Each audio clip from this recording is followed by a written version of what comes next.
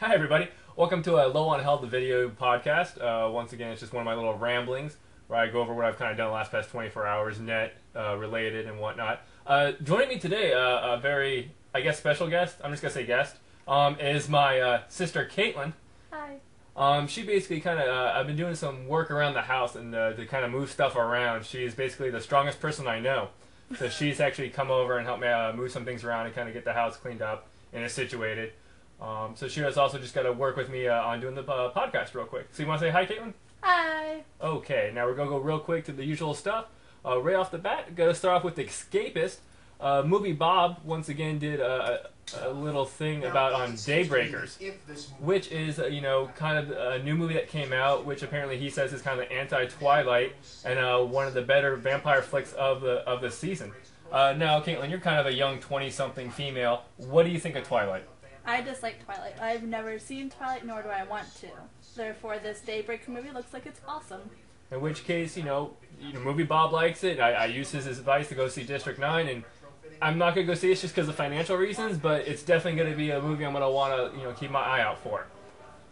Moving on, we're going to go ahead and jump to Kotaku. Once again, it's Saturday, so slow news day.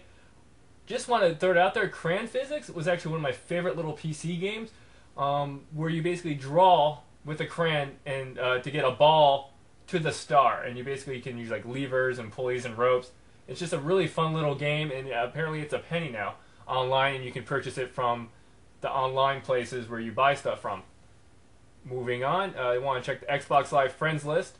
Doing this podcast a little early, in which case right now all I got are 3 people online. Of course, it is Saturday, maybe they're out doing stuff or with family. In which case, we got, of course, Lord of the Toach watching a video. Musferatu is now in the 13th chapter of Bayonetta, so he's coming really close to the end there.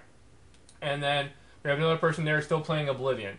Everybody else is pretty much offline, but we all know they will be online later on in Modern Warfare 2, which actually I did pick up and played the other day, when I said I did, and we had a good time. Now, did something happen with some of in Modern Warfare 2? Yes, they got banned from Xbox Live. So somebody is basically using a bootleg copy of the game, and they went online, and that's one of the people that we heard of recently that got banned from Xbox Live. One of the millions of people. And now, what is he doing now? Is he got a new gamer tag? He's just not playing. You can't play. You have to get a whole new Xbox. So he's just not going to do that. Correct. Very interesting. Moving on, we did notice Bayonetta, they got it back from GameFly. I did put Darksiders in my queue just because everybody keeps talking about it, so hopefully maybe they'll send that to me. Of course, the next game coming out is going to be Army of 2. Looks like they're shipping that on Monday. So everybody else out there, if you're going to do Army of 2, I will definitely be up for that, and I'll be playing constantly and up to doing co-op with people. Moving on, Destructoid had they reported a little survey here where they mentioned that 15% of gamers actually buy DLC. Now, usually I'm not big for DLC. Most people will buy DLC because of the Rock Band tracks and maps and whatnot.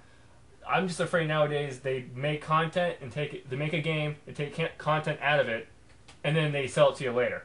Perfect case is Assassin's Creed 2. But another good examples of this are like the Grand Theft Auto Liberty City stories. Those are good examples of it. They also mentioned too that out of the people polled, 43 just had no idea about extra online content, which is interesting because that's basically what a lot of people are saying is the new market. Moving on, I want to go ahead real quick to actually speaking of DLC and downloadable content, Game FAQ poll has the best of 2009 best downloadable console, in which case I played a good chunk of these. Fat Princess didn't really enjoy that much. Final Fantasy IV didn't give it a try. Flower I was extremely disappointed with. Pixel Shooter was good, and of course the other ones, Trials HD.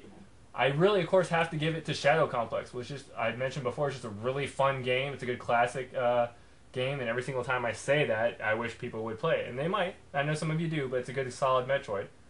Other than that, that's really about it, making it kind of quick. Thank you, Caitlin, for joining me and just sitting here. And you guys have a good night, and we'll see you later. Bye-bye.